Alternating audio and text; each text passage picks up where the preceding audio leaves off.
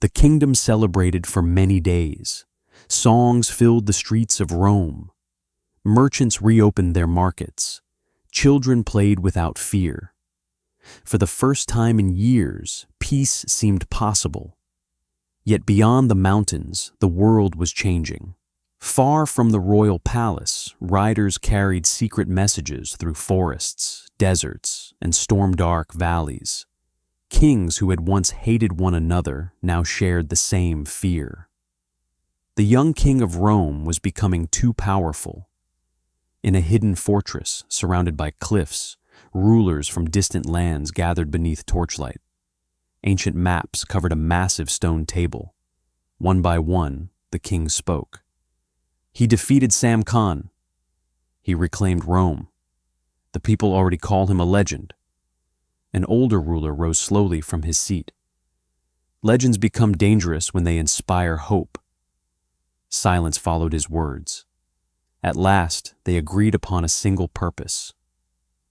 Amir Arsalan must be stopped before his power spread across the world. Meanwhile, inside the royal palace, Amir Arsalan worked long after midnight. He studied reports from every province. Harvests, roads, trade routes, border defenses. He no longer thought only as a warrior, he thought as a king. Khwaja Noman entered quietly carrying a sealed letter. "Another message from the eastern frontier," he said. Amir broke the seal and read silently. His expression darkened. Enemy armies were moving. Fortresses were being reinforced. Warships had appeared along distant coasts. The alliance was real. "How much time do we have?" Amir asked. The old advisor answered honestly, "Less than we hoped." The next morning, the royal council gathered in the war chamber. Generals stood around a giant map of the known world. Red stones marked enemy armies. Blue stones marked the kingdom of Rome. One general pointed toward the northern passes. If they marched through these mountains, they could reach the capital within weeks. Another pointed toward the eastern deserts. Their cavalry could strike our trade routes before winter.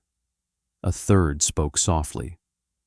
"Majesty, their numbers may exceed anything we have faced before." The room grew heavy with silence. Amir Arsalan looked at each of them. "Then we must become stronger than they expect." He ordered every fortress repaired. New soldiers were recruited. Blacksmiths forged weapons day and night. Messengers rode to loyal allies across the kingdom. Soon the sound of hammers echoed through every city. Training fields filled with soldiers. Archers practiced from dawn until sunset. Cavalry rode through rain and mud. The kingdom was preparing for a war that had not yet begun. One evening, Amir Arsalan walked alone through the military camp outside the capital. He spoke with ordinary soldiers beside their fires. Some were young farmers. Others were veterans scarred by many battles. All of them feared the coming storm. A young soldier finally asked, "Majesty, can we truly defeat so many enemies?" Amir sat beside him and answered quietly, "Courage is not the absence of fear. It is the decision to stand despite it." The soldier lowered his head with new determination. Late that night, thunder rolled across the sky. Amir climbed the highest tower of the palace. Dark clouds covered the stars. Lightning flashed beyond the mountains. For a moment, he remembered the storm on the night of his birth. His mother had once told him that destiny arrived with thunder. Perhaps another destiny was approaching now. Khwaja Noman joined him on the tower. "You are troubled," the old man said. "I fear for my people," Amir admitted. The advisor placed a hand upon his shoulder. "A king who fears for his people is already greater than a king who fears only for himself."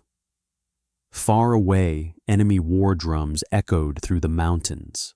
The storm was gathering. and soon the world would learn whether the young king could survive the darkness that was coming. To be continued.